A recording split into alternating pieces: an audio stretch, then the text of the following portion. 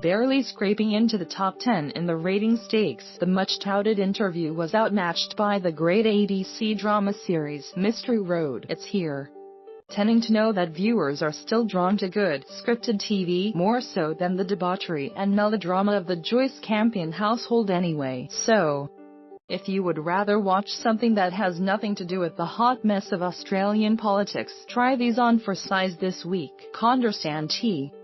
Thursday, June 7, based on the Robert Redford 1975 thriller 3 Days of the Condor, itself adapted from a novel. This new action series stars Max Iro, N.S., son of Jeremy, as Joe Turner, a CIA analyst caught up in an international terrorist plot. When Joe's algorithm identifies a would-be terrorist STR hiding into a stadium with a biological weapon, he becomes embroiled in a convoluted conspiracy, forcing him on the run from those involved. Not knowing who he can trust, he has to employ his wits to outsmart the bad guys who seem to be embedded at the highest levels of government. Condor has an INTR. Aching central mystery was really behind it all and why, and it's clearly going for a Homeland vibe with dashes of Bourne and Quantico thrown in there. While the first 3 episodes made for review shows a series that's still scrappy with an uneven pacing, Condor may find its feet as it goes on, especially thanks to its supporting cast members William Hurt, Bob Balaban, and Christina Moses. Source supplied The Staircase. Netflix. Friday, June 8 from 5 p.m. Est. Before everyone lost their minds over Making a Murderer or The Jinx, there was The Staircase, a French true crime doco-series fr.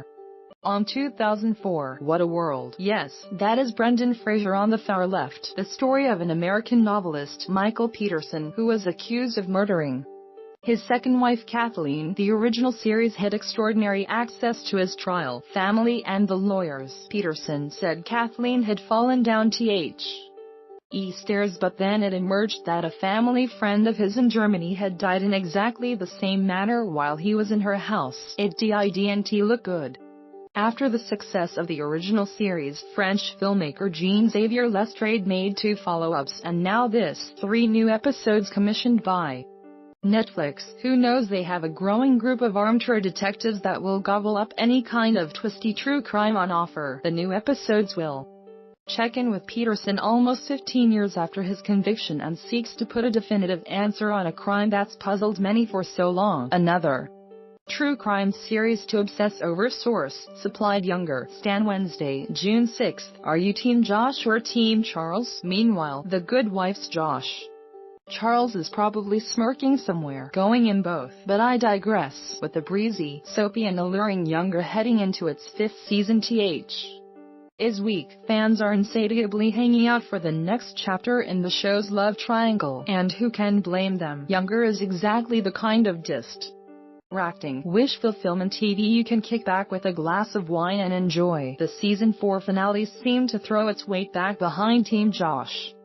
Nico Tortorella after he confessed his love for Lisa Sutton Foster, only to marry some other woman the very next day. What the? And showrunner RREN star has already promised more complications in store for Lisa and Charles. Peter Herman. No matter how much some people want to see them couple it off. Plus, there are still loads of people who think the 40-year-old Lisa is in her 20s. Surely at some point the jig will be up. I have a second Source supplied French Open. Fox Sports 503 and 505 and SBS. There's something irresistible about the rhythm of tennis, that plonk of the green and ball going back and forth as thousands of pairs of eyes follow. And there's something irresistible about tennis stars, the champions of a game that demands absolute fidelity and commitment, or risk being a washed-up has-been-a-law old mate Bernie. With the French Open heading into the final stage this week, all eyes are on Rafael Nadal, the king of clay, and whether he can add to his staggering 10 titles from the Grand Slam tournament or let Novak Djokovic be a spoiler. Don't miss the grudge match between Serena Williams and Maria Sharapova tonight. The king of clay AP photo Alessandra T. Arantino. Source AP Safe. Netflix. Now, British actors have been invading American productions for years now, switching out their RP accents or region dialects for an American drawl, so it's only fitting that it's starting to go the other way. Hall does his best semi-convincing Pommy twang as a Dowd father whose teenage daughter vanishes from their idyllic gated community as the lead in this British-American-French co-production. Michael C. Written by American crime author Harlan Coben, the story follows Hall's character as he tries to figure out which of his neighbors may have been involved in his daughter's disappearance, complicated by the fact that he is having an affair with one of the cops, Amanda Abington, assigned to the case. At times curious and at times silly. Safe is, well, a safe bet for some diverting TV. Google Maps says we're in the wrong place. Source, supplied SI. 16 Candles movie greats on Foxtel Friday, June 8 at 8:30 p.m. 16 Candles may not have the biting social commentary of Pretty in Pink, The rebellious fun of Ferris Bueller, or the emotional resonance of The Breakfast Club, but it is perhaps the most uncomplicated of John Hughes' 80s teen oeuvre. It's also Molly Ringwald at her most charming and sweetest. 34 years later, some elements of 16 Candles may seem awkward, but you can't deny that shot of nostalgia when you see Stan pining for Jake, and then that birthday cake. It conveniently makes you forget all about the weird TTLE treating of drunk girls and panties. Not a fire hazard. Source, supplied. Share your TV and movies obsessions with @1lima on Twitter.